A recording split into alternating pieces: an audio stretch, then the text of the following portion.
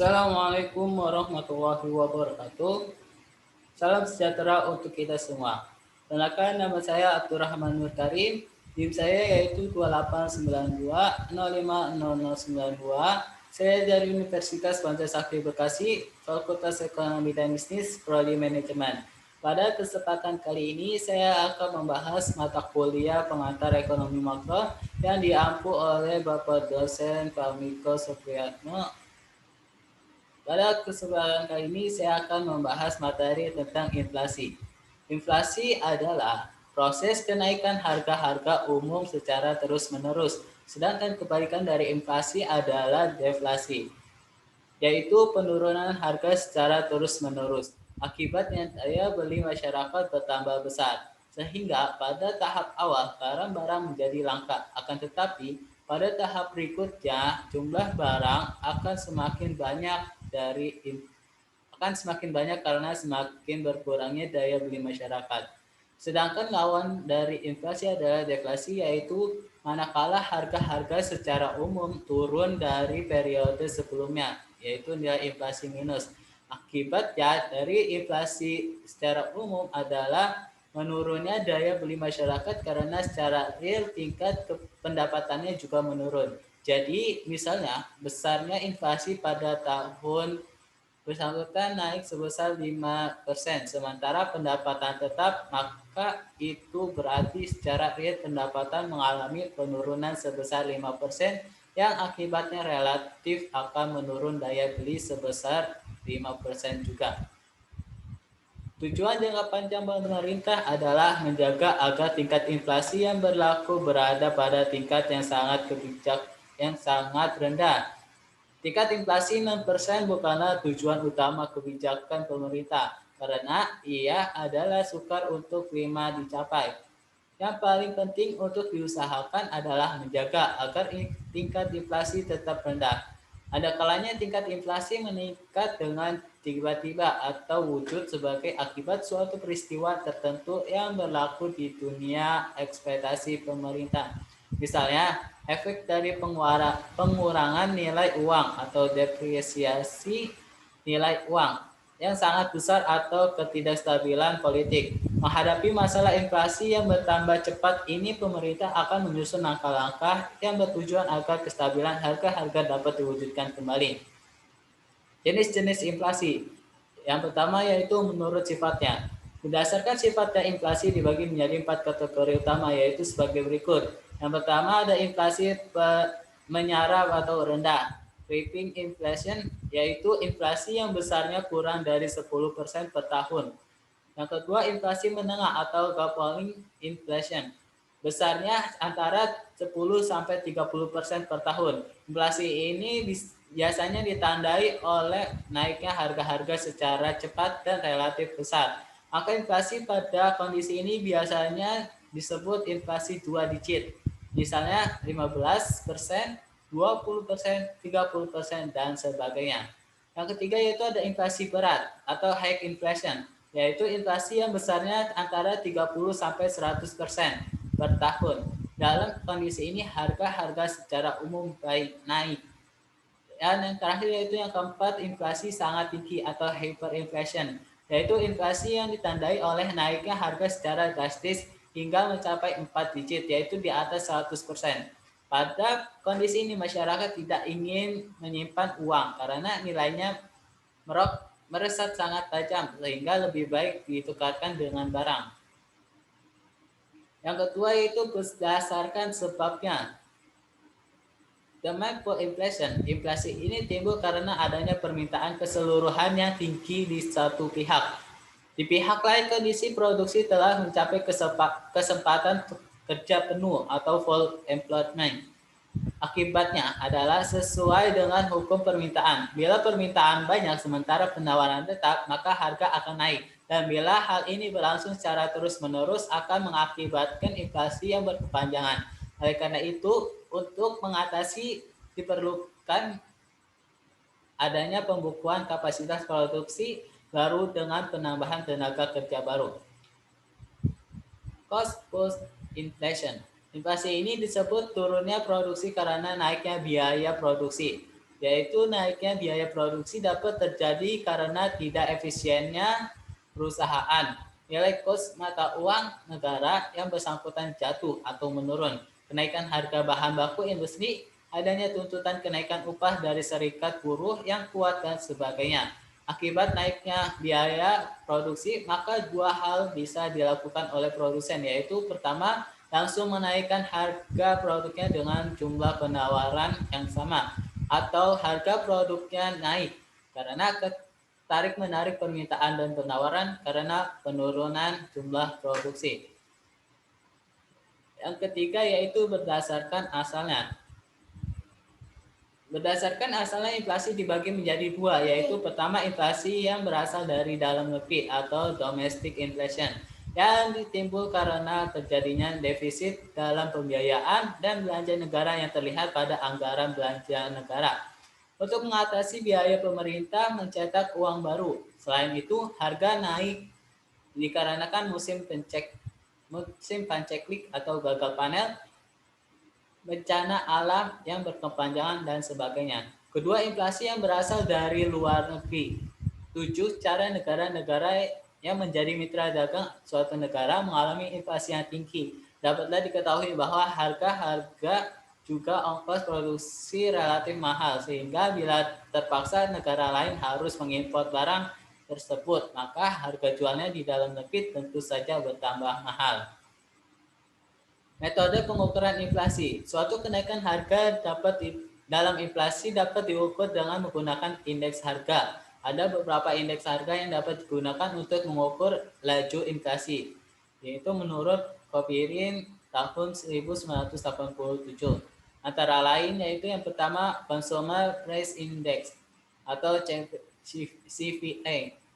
Indeks yang digunakan untuk mengukur biaya atau pengeluaran rumah tangga dalam membeli sejumlah barang bagi keperluan kebutuhan hidup.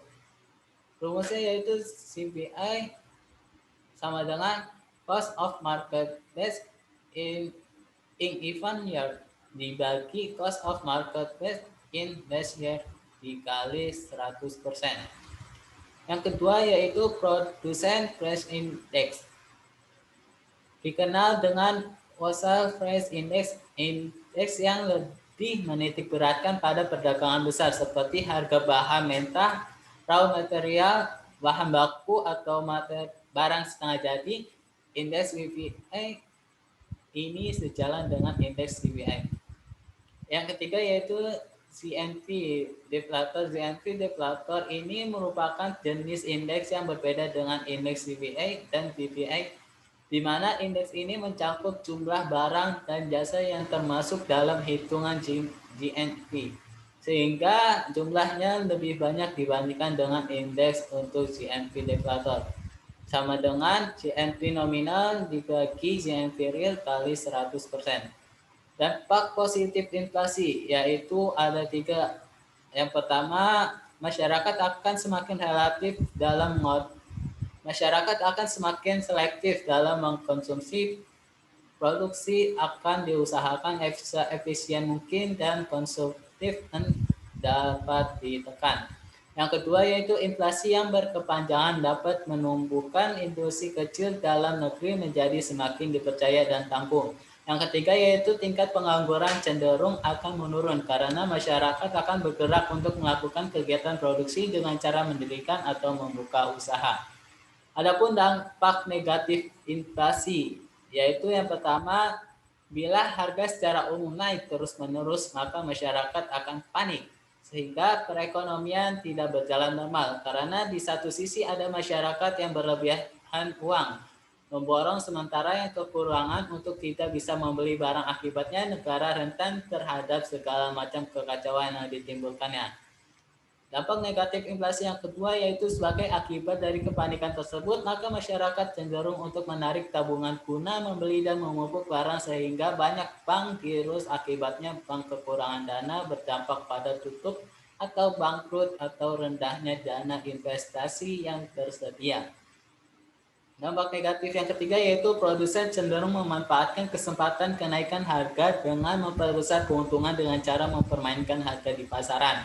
Yang keempat yaitu distribusi barang relatif tidak adil karena adanya penumpukan dan konsentrasi produk pada daerah yang masyarakatnya dekat dengan sumber produksi dan yang masyarakatnya memiliki banyak uang. Yang kelima yaitu bila inflasi berkepanjangan, produsen banyak yang bangkrut karena produknya relatif akan semakin mahal sehingga tidak ada yang mampu membeli. Yang terakhir yaitu yang keenam, jurang antara kemiskinan dan kekayaan yang keenam, jurang antara kemiskinan dan kekayaan masyarakat semakin nyata yang mempengaruhi pada sentimen dan kecemburuan ekonomi yang dapat berakhir pada penjarahan dan perampasan. Cara mencegah inflasi yaitu yang pertama ada kebijakan moneter. Sasaran kebijakan moneter dicapai melalui pengaturan jumlah uang beredar. Bank sentral dapat mengatur uang viral melalui peralatan moneter, yaitu yang pertama pelaksanaan operasi pasar terbuka atau open market operation, di mana pengendalian jumlah uang beredar oleh bank sentral dengan cara menjual atau membeli surat-surat berharga. Untuk meningkatkan jumlah yang beredar, bank sentral menjual surat-surat berharga, sedangkan untuk menurunkan jumlah yang uang beredar, bank sentral membeli surat-surat berharga. Yang kedua yaitu penetapan tingkat diskonto atau discount rate policy, yang merupakan tingkat bunga yang ditetapkan bank sentral sebagai pinjaman untuk diberikan kepada bank umum. Yang ketiga yaitu penempatan rasio cadangan wajib minimum atau reverse requirement, yaitu proporsi cadangan minimum yang harus dipegang banyak umum atas simpanan masyarakat yang dimiliki. Untuk menetapkan laju inflasi, cadangan minimum ini dinaikkan sehingga jumlah uang menjadi lebih kecil. Yang kedua yaitu kebijakan fiskal. Kebijakan fiskal menyangkut pengaturan tentang pengeluaran pemerintah serta perpajakan yang secara langsung dapat mempengaruhi permintaan total dan dengan demikian akan mempengaruhi harga. Inflasi dapat dicegah melalui penurunan permintaan total. Kebijakan fiskal yang merupakan pengurangan pengeluaran pemerintah serta kenaikan pajak akan dapat mengurangi permintaan total sehingga inflasi dapat ditekan. Yang ketiga yaitu kebijakan yang berkaitan dengan output. Kenaikan output dapat memperkecil laju inflasi karena jumlah output ini dapat dicapai misalnya dengan kebijaksanaan penurunan bea masuk sehingga impor cenderung meningkat. Bertambahnya jumlah barang dalam negeri cenderung menurunkan harga. Dan yang keempat yaitu kebijakan penentuan harga dan indeks ini dilakukan dengan penentuan harga serta didasarkan pada indeks harga tertentu untuk gaji atau upah secara real tetap. Kalau indeks harga naik, gaji atau upah juga dinaikkan. Kesimpulannya yaitu inflasi adalah suatu keadaan dalam mana terjadi senantiasa meningkatkan harga-harga pada umumnya atau suatu keadaan di mana terjadi senantiasa turunnya nilai uang. Yang kedua, deflasi adalah suatu keadaan semakin turunnya harga barang-barang atau semakin meningkatnya nilai uang. Dan stagflasi adalah kondisi di mana hubungan terbalik antara laju inflasi dan output. Ini merupakan akibat dari pergeseran kurva penawaran agregat yang disebabkan oleh perubahan inflasi yang diharapkan. Terima kasih telah menonton video ini. Saya mohon mengucapkan pintu maaf yang seluas-luasnya apabila dalam berbicara terlalu terburu-buru atau dalam pembicaraan ini banyak yang salah. Saya mohon maaf, bukan maaf yang seluas-luasnya. Dan saya akhiri, wassalamualaikum warahmatullahi wabarakatuh.